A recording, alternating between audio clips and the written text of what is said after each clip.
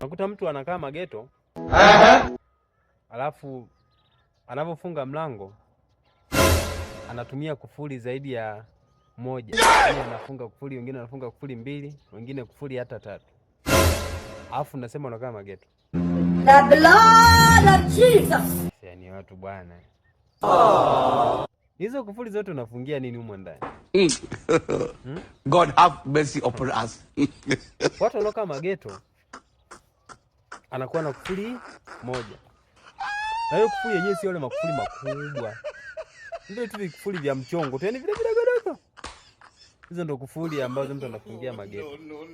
Ili mradi tu hata mbwa akiwa anapita asije akajisahau akasukuma mlango akaingia ndani basi. Au ndo hapo kwenye moja ya masela wa geto. Sasa una makufuli mengi unafungia pale mlangoni. Ese.